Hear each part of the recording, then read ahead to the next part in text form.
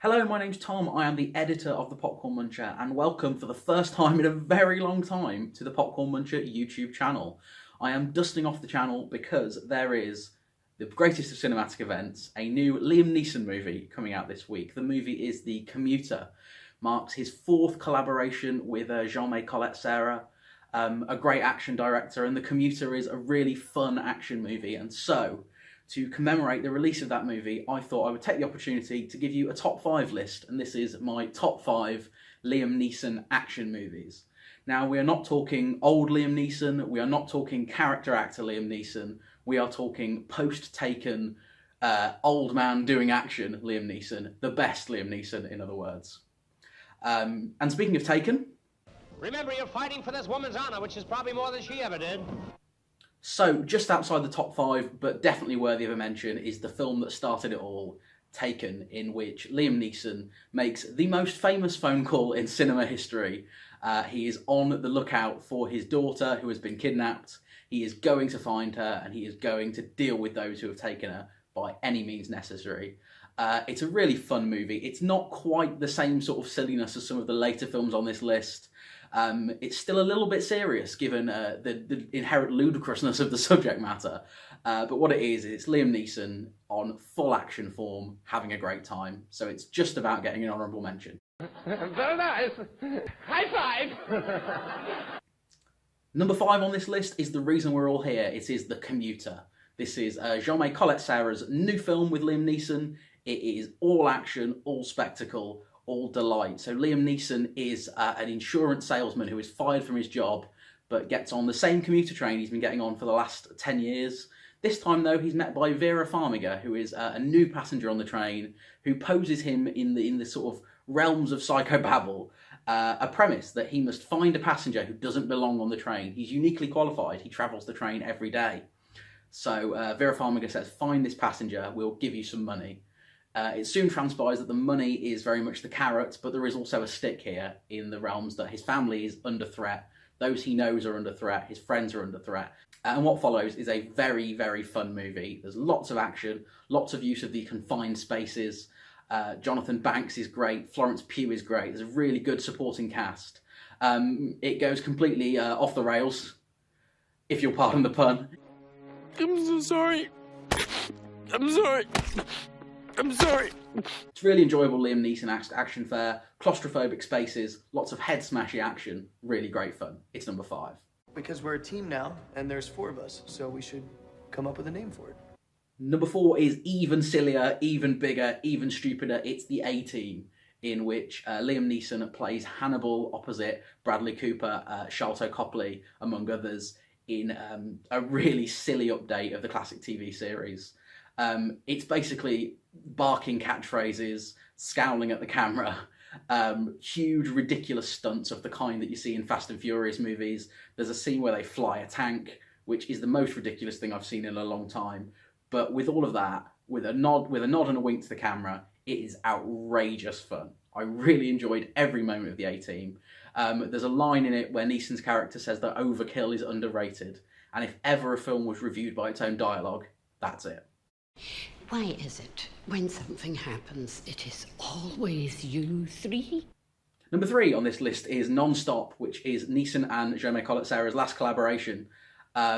It's really entertaining, this film. It was described rather, flippantly as taken on a plane, with The Commuter, of course, being taken on a train.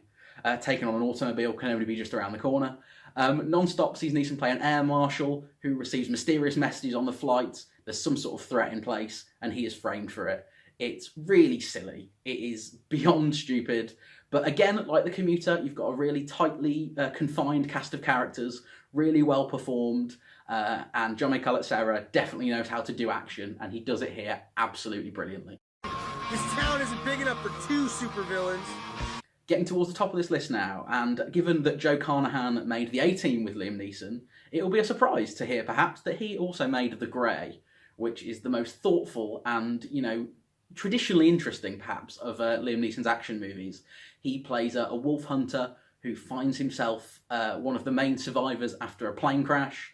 trapped in the Alaskan wilderness with wolves circling.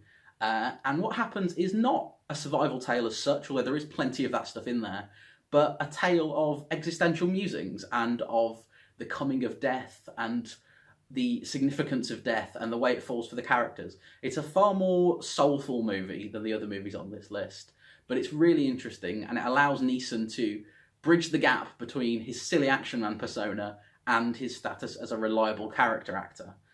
Carnahan really gets that mix well. There's a lot of action. You know, this is the film that gave him his Liam Neeson Wolf Puncher nickname. But it's also a really enjoyable existential thriller and a drama with plenty of heft. You were the chosen one! And so that brings us to the number one spot, and perhaps surprisingly, the film I've chosen to go for is Unknown, which is Neeson's first collaboration with Jaume Collet-Serra. He plays a scientist, Dr. Martin Harris, who is, along with his wife, played by January Jones, attending a conference where he's due to give a keynote speech. He becomes involved in a car accident in a taxi, wakes up in hospital with no one having any idea who he is.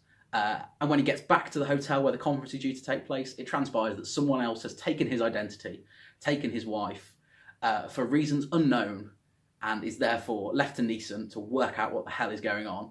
This film is wildly entertaining. The premise is absolutely delicious. It's a proper espionage conspiracy thriller setup, and it's the perfect venue for Neeson's charisma and for Jaume Collet-Serra's action skills. The revelations come late on, and every time you think you've got it pegged, it throws another twist in there. Of all of the scripts that Jaume Collet-Serra and Liam Neeson have made together, this is the most interesting script.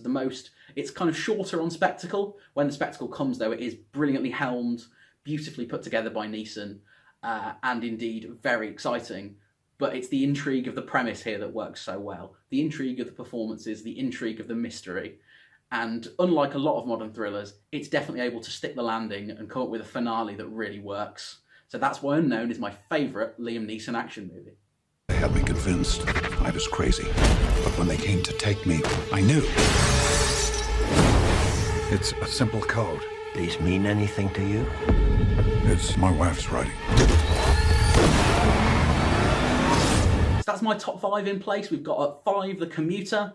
At 4, the A-Team. At number 3, NonStop. Number 2, The Grey. And number 1 is Unknown, with an honourable mention for Taken. But maybe I'm wrong. Let me know your favourite Liam Neeson action movie.